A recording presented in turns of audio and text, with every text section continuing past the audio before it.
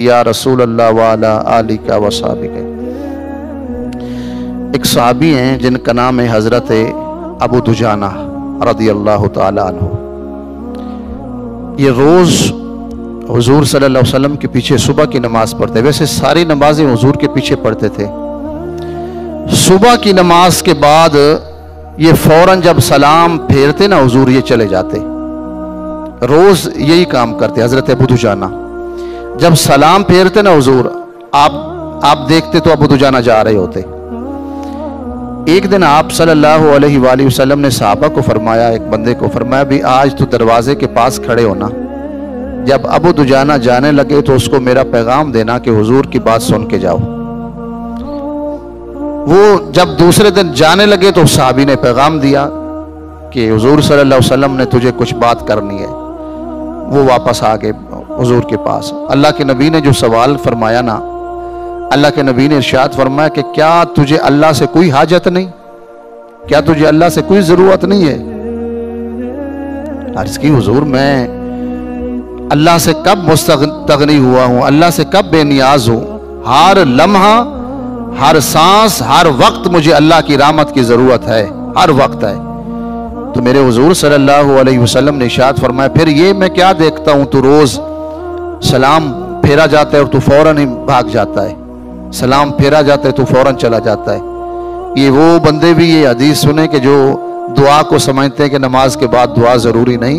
یہ میرے نبی نے ارشاد فرمایا کہ کیا تجھے اللہ سے کوئی حاجت نہیں ہے کہ تو دعا ہی نہیں مانگتا، اللہ سے مانگتا ہی کچھ نہیں، آتا ہے نماز پڑھتے اور چلا جاتا ہے، تو اللہ سے مستغنی ہے، اللہ سے بے نیاز ہے، تجھے کوئی حاجت نہیں۔ عرض کی حاجت ہے، ضرورت بھی ہے، ہر لمحہ ضرورت ہے۔ اللہ کی رحمت، اللہ کی کرم نوازی کے بغیر تو ایک سانس بھی نہیں لے سکتا میں۔ تو پھر میرے نبی صلی اللہ علیہ وسلم نے سوال کیا بھی یہ کیا کہ جب بھی نماز ختم ہوتی ہے تو فوراً ہی باہر چلا جاتا ہے۔ عرض کی یا رسول اللہ صلی اللہ علیہ وآلہ وسلم بات یہ ہے، میرے گھر کے ساتھ والا جو گھر ہے نا وہ ایک یہودی کا ہے، اور اس یہودی کے گھر میں ایک کھجور ہے، اور وہ کھجور جو ہے نا وہ جھکی ہوئی ہے میرے گھر کی طرف۔ رات کو جیسے مدینہ میں جب ہوا چلتی ہے نا، جب کھجوریں اس کی گرتی ہیں رات کو، تو وہ کھجوریں میرے گھر میں آ جاتی ہیں، اور میرے بچے ہیں چھوٹے چھوٹے، بھوک کی وجہ سے یا صبح جب اٹھتے ہیں دیکھتے ہیں تازہ کھجور پڑی ہے تو وہ اٹھا کے کھانا شروع کر دیتے ہیں۔ میں اس لیے یا رسول اللہ جلدی چلا جاتا ہوں کہ بچوں کے اٹھنے سے پہلے میں وہ کھجوریں چن کر اس یہودی کے گھر جا کے دے آتا ہوں کہ بھائی یہ تیری کھجوریں ہیں، اپنی واپس رکھ۔ اور اگلے دن تو عجیب واقعہ ہوا، میں یہاں سے تھوڑا لیٹ گیا، اور میں جب گیا تو میرا بچہ جو تھا وہ کھجور چبا رہا تھا۔ میں نے کہا کیا کھا رہے ہو؟ کہا جی کھجور گری تھی۔ تو حضرت ابو دجانہ فرماتے میں بھاگ کر گیا اور منہ میں انگلی ڈال کر کھجور واپس نکال دی، باہر پھینک دی۔ میں نے کہا نہیں۔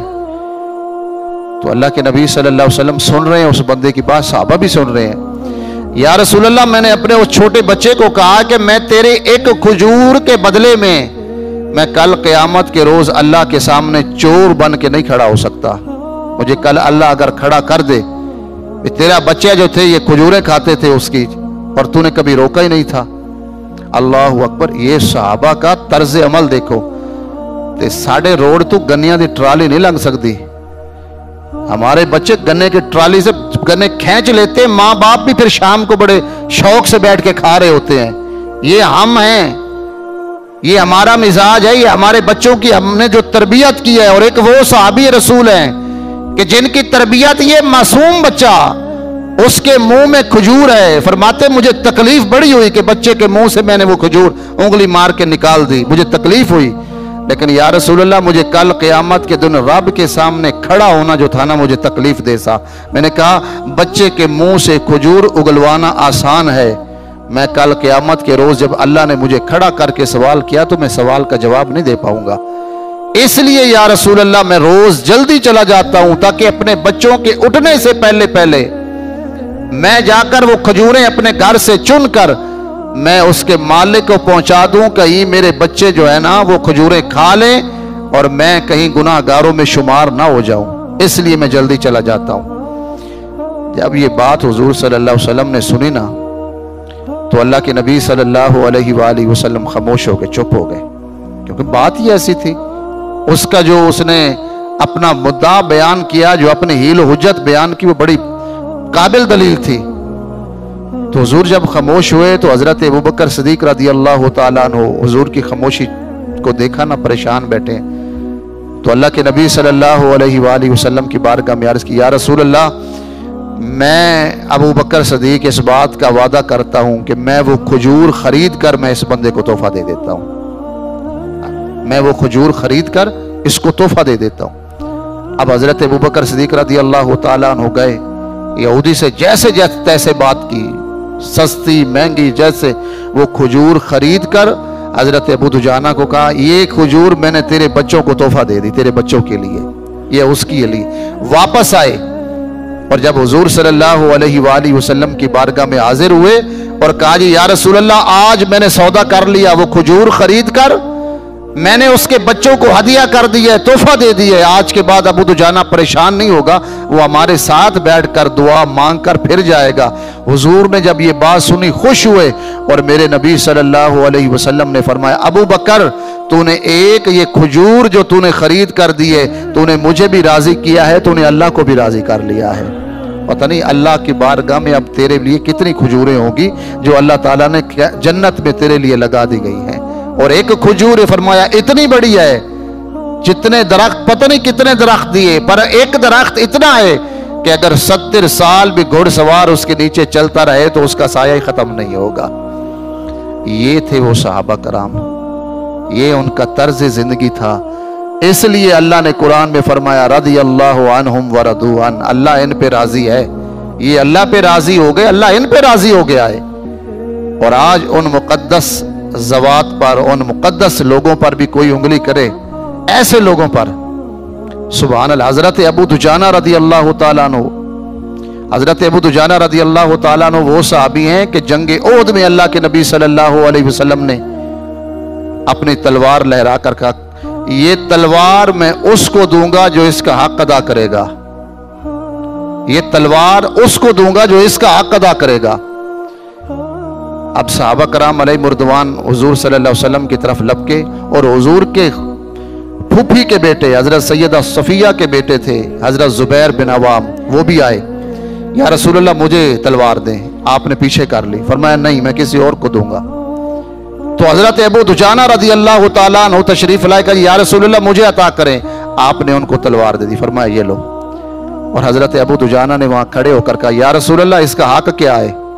آپ نے تو فرمایا ہے کہ اس تلوار میں اس کو دوں گا جو اس کا حق ادا کرے گا، اس کا حق کیا ہے؟ اب اللہ کے نبی صلی اللہ علیہ وسلم نے فرمایا، ابو دجانہ اس تلوار کا حق یہ ہے کہ یہ تلوار اتنا اس کے ساتھ لڑا جائے، اتنا اس کے ساتھ جہاد کیا جائے آج کہ یہ لڑتے لڑتے یہ تیرے ہاتھ میں ٹیڑھی ہو جائے، اس کا حق ہے، اور کسی ناحق پر کسی عورت پہ نہ اٹھے، اس کا حق یہ ہے۔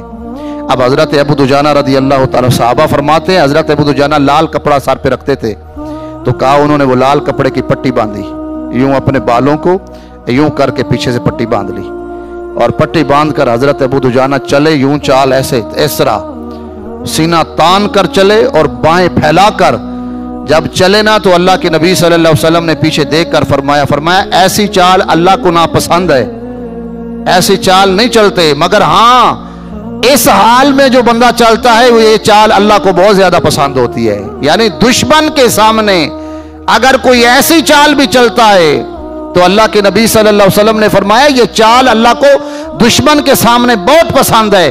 ابو دجانہ گئے اور لڑتے رہے۔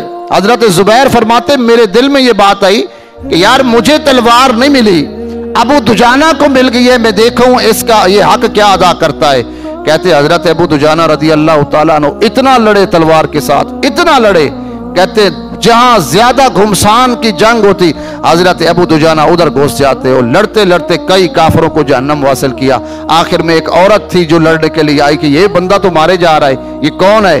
عورت آئی تلوار اٹھا کر، تو جب حضرت ابو دجانہ نے اس کو دیکھا کہ یہ عورت ہے تو ہاتھ روک لیا، تو لوگوں نے کہا مار دے، یہ تجھے مارنے کے لیے آئی ہے، کہ اس کا داغ لگ جاتا تو تجھے مار دیتی۔ تو حضرت ابو دجانہ رضی اللہ تعالیٰ نے فرمایا نہیں، میرے نبی نے فرمایا اس تلوار کا حق یہ ہے یہ کسی عورت پہ نہ اٹھے، اس تلوار کا حق یہ ہے۔ یعنی جنگ کے بھی اصول ہیں، اور یہ یہودیوں کی اور یہ عیسائیوں کی باتیں ہیں کہ محبت اور جنگ میں سب جائز ہے۔ ہمارے یہاں مسلمانوں میں محبت اور جنگ میں سب جائز نہیں ہے۔ ہمارے یہاں محبت میں بھی حدیں ہیں، حدود ہے، اور جنگ کی بھی حدیں ہیں۔ اللہ کے نبی صلی اللہ علیہ وسلم نے فرمایا جنگ میں بوڑھوں کو قتل نہ کیا جائے، جنگ میں درختوں کو نہ کاٹا جائے، جنگ میں کسی فصل کو نہ جلایا جائے، جنگ میں بچوں کو نہ مارا جائے، جنگ میں عورتوں کو نہ مارا جائے۔ کون یہ بکواس کرتا ہے کہ جنگ میں اور محبت میں سب جائز ہوتا ہے؟